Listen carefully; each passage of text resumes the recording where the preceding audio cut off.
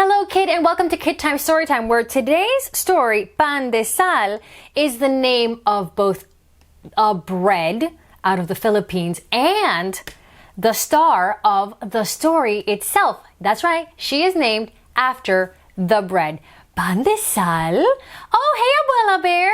Hello storyteller! Hello kids, how are you today? Wait, did somebody say bread? Yes. The story the storyteller is going to say is called Pan de Sal Saves the Day. Pan de sal? Is that like salt bread? That is very good. I can't believe you have been studying your Spanish. Yeah, sometimes I study my Spanish, Abuela Bear, like you tell me to. But this story is not Spanish, it's Philippine. Oh, it is so interesting the way that the two cultures share so many of the same words. That is exactly right. Tagalog is a language in the Philippines and it borrows a lot of Spanish words. Oh, very interesting. That would explain why pan de sal sounds just like, well, pan de sal in Spanish. Exactly.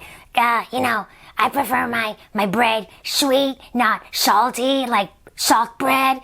But actually, I found out because I was reading. You read too for yourself and not just for us. That's right. I like to read for myself as well. And I was reading that it's actually a little bit on the sweet side. Okay. I will then try it. Oh, okay. Would you like it with butter or with peanut butter or with jam? Why do I even have to choose? Oh, I guess I'm going to have to go learn the recipe. I guess you are, and I'll try some too while you're at it, Abuela Bear. Pan de Sal Saves the Day. It's in English and Tagalog.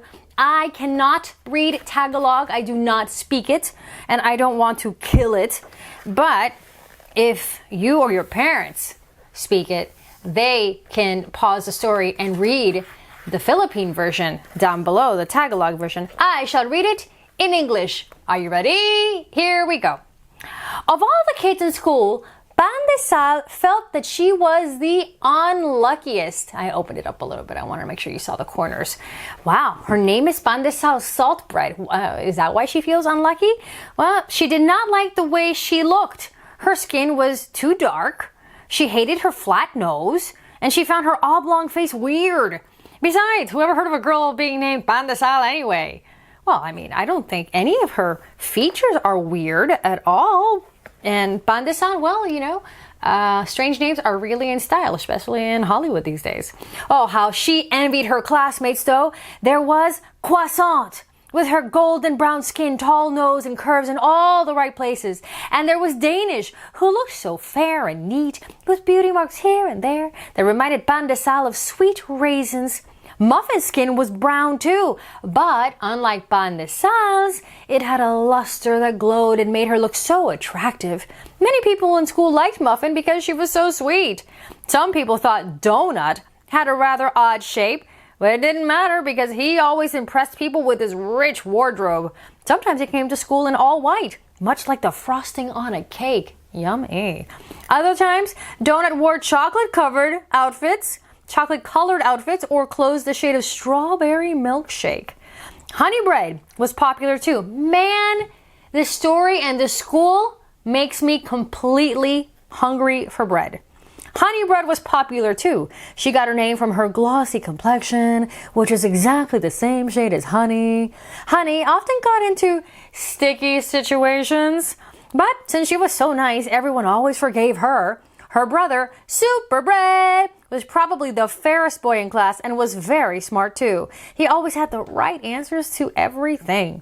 Their cousin, Breadstick, was very tall and slim, and she was sure she was going to be a famous fashion model someday. Well, maybe. You never know. And with a name like Breadstick, you never know. I feel like that name is just destined to be famous. Breadstick. Well, all of Pan de Sal's classmates lived in these beautiful homes. Croissant's parents had a lovely chalet on a hilltop. You can tell it's Croissant's house because, see there? The croissant. I like to say croissant because I speak un peu de français. But there it is. Croissant's parents had a lovely chalet on a hilltop with a sweeping view of the countryside from one long end to one long end. Honey and Super Bread lived in a cozy cottage right here, surrounded by a garden of roses and daisies and sunflowers. Muffin, meanwhile, lived in a ranch house with windows framed by pink and white curtains that cascaded all the way down to the hardwood floors. See, there it is in Tagalog. I shouldn't even try because I don't want to say it poorly. Magaganda ang lahat. No, see, I can't even. I don't even know how. But I wish I could. Maybe you can, and you can then teach me. And what about pandesal? Poor me, she thought. Every time she went home to the nipa hut she shared with her parents and younger brothers. Not only that, she also had to walk to school every day. This way to school.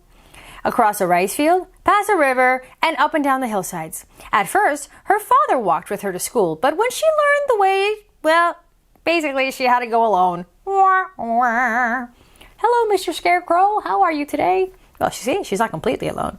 After days of doing that, her legs, well, they no longer ached, and there she goes. She even found a secret trail that cut through the meadows and brought her to school much faster. See, her legs got stronger from the walk, and her brain got to working and thought of a clever shortcut.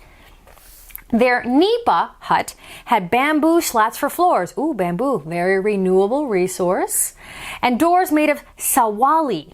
Sometimes the cold wind would blow through the flimsy walls, so to keep warm, Pandesal and her brothers would huddle under the blankets that their grandmother had woven for them. Ooh, and it's a pretty blanket too. Look at all those patterns. On weekends and after school, Pandesal had to do her share of the household chores, so she washed all the dishes by hand with water from a pail her father fetched from a nearby well. And to polish the floor of bamboo, Pandesal and her mom used these large leaves plucked from a tree. Oh, that is very organic, which removed all the dirt and made the floors look shiny and bright. Ah. Well, TV and radio were way too expensive for them, so for fun and entertainment, the family would sing together in the evenings. Me, me, me, me, la, la, la, la, ha, ha, ha, me, me, me, me, fa, la, la, la, la. Their mother taught Pandesal and her brothers all the songs she had learned as a child, and then the family would often gather after supper to hear her sing songs of immortal love, of the happy life in the countryside, and of an old pair of wooden shoes. Because an old pair of wooden shoes is a very inspiring topic for a song. Pandesal was gifted with her mother's lovely singing voice. In school, music was her favorite subject, and she would have joined the glee club, except, I cannot believe what I'm reading. She was too shy to audition?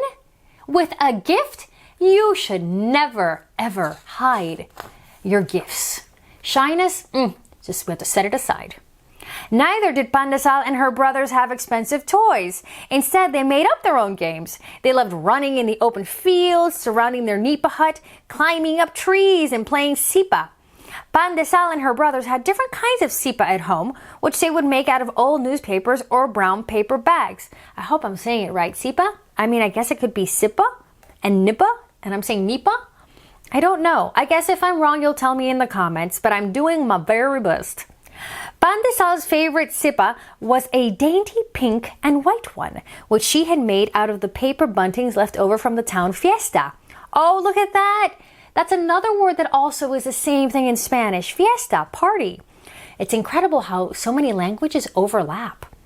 Often, when they finished their chores early, Pandesal and her brothers would play sipa in their backyard. She became so good at it that she could kick up the sipa high up in the air and all 100 times without letting it fall to the ground. Ooh, that's pretty good. Oh, don't let it fall on the ground. Don't let it touch. Wow, you're really good at this. I want to be as good as you one day. One day.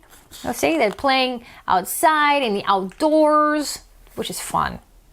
One day, the class went, ooh, you know what this means? Field trip with their teacher, Miss Flores. The school driver, Mang Baking, drove them to a nature park. Ooh, an outdoor park where they could learn all about trees and flowers and, insects. That's not so fun. There they saw all kinds of fruit trees like mango, yum, and star apple, flowering plants like the rosal and the sampaguita, as well as colorful dragonflies, butterflies, ladybugs, grasshoppers. Pan de Sal knew most of these creatures because you know why? They were all over the fields where she and her brothers would play on the weekends, so she was already ahead of the game here. Eee! Croissant shrieked when a wriggling insect landed on her. Don't be afraid, Pan de Sal said. It's only a dragonfly. Look, I can even catch it and it won't bite. Pan de Sal closed her thumb and forefinger on the dragonfly's wings very delicately and held it up for Croissant to see.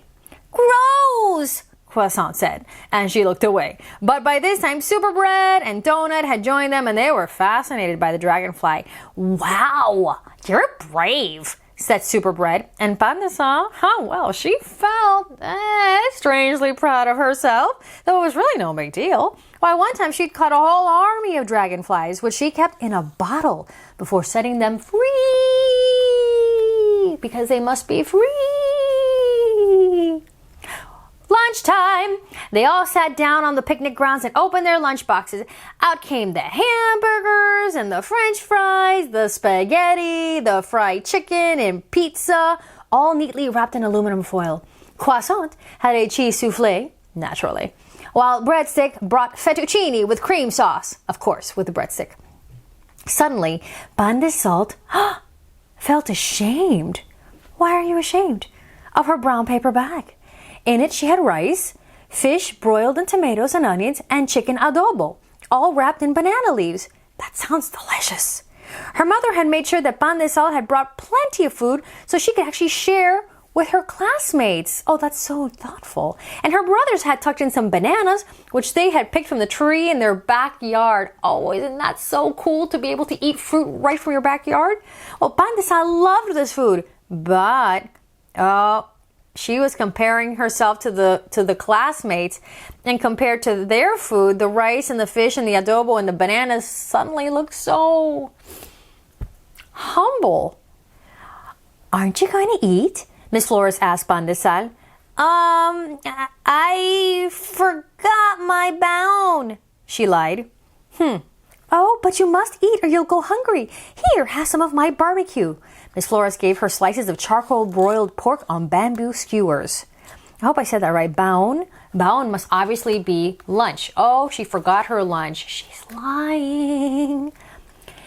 Have some fettuccine, Breadstick offered. And some fried chicken, said Donut. Soon, everyone was sharing their baon. Yes, that definitely means lunch. With her, Pan de Sal felt grateful and sad at the same time. If only she could share her food with her classmates too. Well, lunch is over, and the kids piled into the bus, and Mang Baking got into the driver's seat to take them back to school. They had driven only for a few minutes when suddenly, bus stopped. Mang Baking got out and looked at the engine. He poked and he tapped, and then he poked some more. Then he tapped some more, but he couldn't figure out what was wrong. It was, oh no, are they stuck? They were on a lonely country road with no house in sight? Well, he decided to go for help. Stay here a while I look for the nearest gas station, Mang Baking told Miss Flores and the children. Well, okay. Well, at first they sat for a while, but then everybody got restless. You know how it is, all that energy. You're out in the middle of nowhere. You just had lunch. Mang Baking sure is taking a long time, Danish said. I'm bored, complained Honeybread. I wish there was something we could do. Why don't we play a game? Miss Flores suggested. But what game? Honeybread asked. We didn't bring our computer games and stuff. And I forgot my Frisbee, Donut said. They need things? Oh, they don't know how to play outdoors. You know who's going to come to the rescue. I have my sipa, Pan de Sal suddenly volunteered. Sipa? Everyone turned to look at Pan de Sal. What in the world is that? It's a little toy? Pan de Sal suddenly wished she hadn't spoken up. Well, show it to us, said Miss Flores. We may be able to learn to play it too. So, Pan de Sal fished out the sipa from her pocket. It was her favorite sipa. and the frilly pink and white one that she had made from the paper bunting, remember, left over from the town fiesta? Far out, said Danish. But how do you play it? Everyone got down from the bus so Pan de Sal could show them how. She's going to teach them.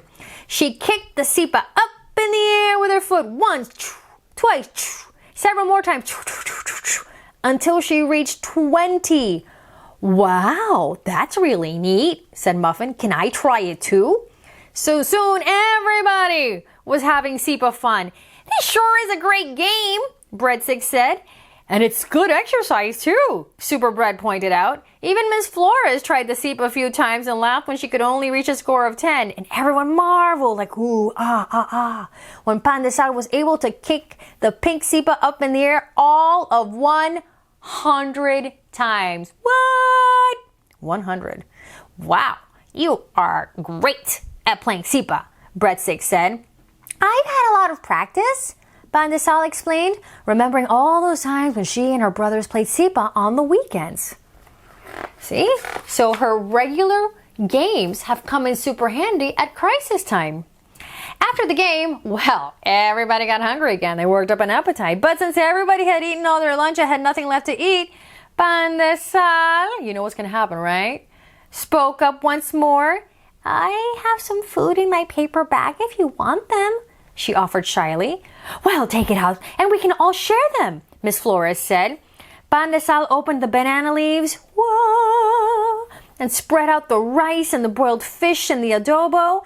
Hey, this is yummy, said Donut as he spooned a bit of adobo and some rice. I've never tasted such great food in my life. The others also loved the broiled fish and feasted on the sweet bananas fresh off the tree from the backyard. Fresh fruit is good for the health, Super Bread told everyone between mouthfuls of food. Hey, don't speak with your mouth full. Why didn't you tell us you brought along some food? Miss Flores asked Pan de Sal. Well, then that's when Pan de Sal had to admit, I was too ashamed. I thought you might find this food yucky. Oh, but this is a great change from all the soufflés, quiches, and bisques that we have at home. You should give us the recipes. That's croissant talking right there. They eat all French food at home.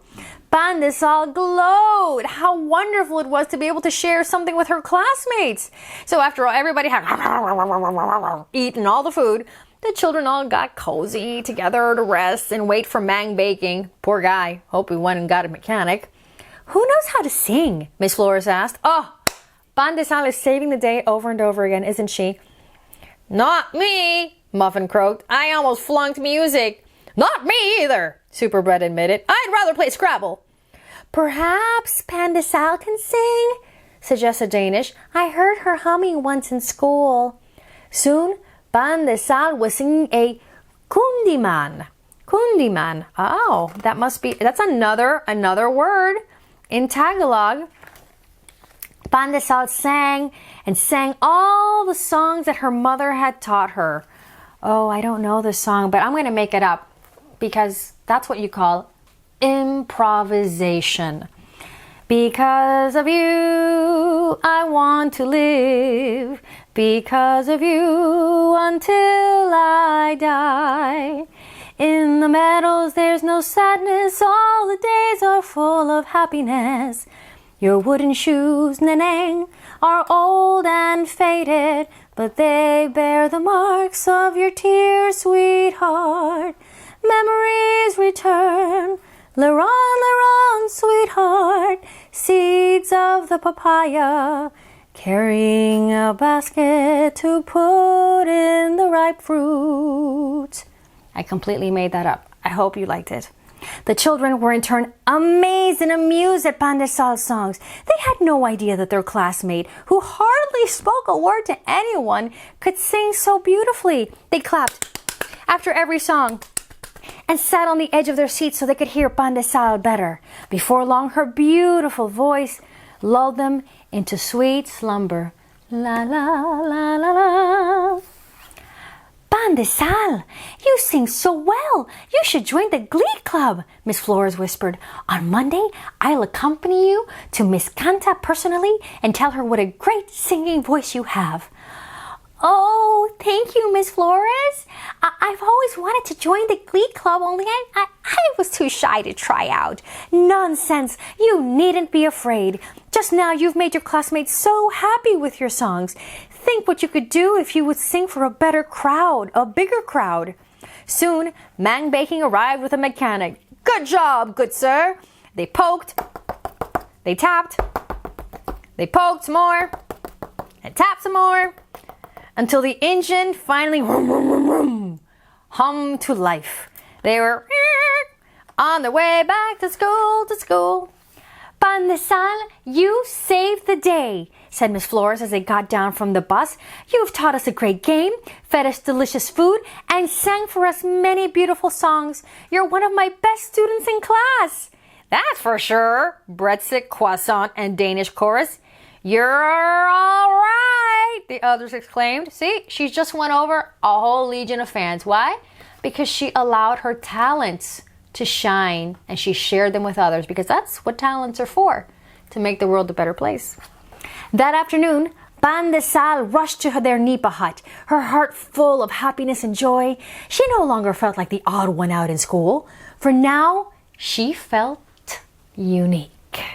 A person like no other, with something wonderful she could share with others, and finally she could join the Glee Club.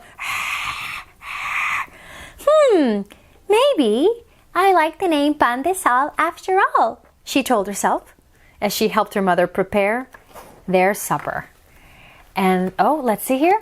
Pan de Sal and her friends were all given names of breads and pastries, I noticed. But if they weren't people, you'd find them in bakeries and pastry shops, and here's what they'd be. There's Pan de Sal. It's an oval-shaped bun, slightly salty, although I did read that it could taste slightly sweet. I guess it depends on the baker. It has a brown top, a soft, fluffy interior. It's sometimes called the national bread of the Philippines. I can't read anymore because I'm starving now. I am starving and I just had lunch. I'm sorry if I made you starve as well. Well, I enjoyed it very much, and basically I'm always starving, so it's okay, storyteller. Oh, thank you very much. I found a recipe, Green Bear. Oh, you did? Oh, excellent, because I have the peanut butter and I have the jam, grape jam, of course. And I also have lots of butter, because I want to try with all the toppings all at once. Very good. Let's go. You are going to help me, aren't you? Oh yeah, of course I'm gonna help you. Thank you for making me pan de sal so I can try out a brand new bread. Anytime. But remember the lesson from the book? Yeah, that you have to share your talents with people, just like you share your talent for baking with me. Yes! Oh, just like that. Well, that's exactly right. And now we not only learned about spreading your talents and how it makes the world a better place, but we also learned a lot of new Philippine words I hope that I got right. And one of their most famous national breads. And, well, let's not forget croissant, donut, honey stick. Okay, I'm stopping. I'm making us hungry. See you next time, kid, on Kid Time, a Story Time.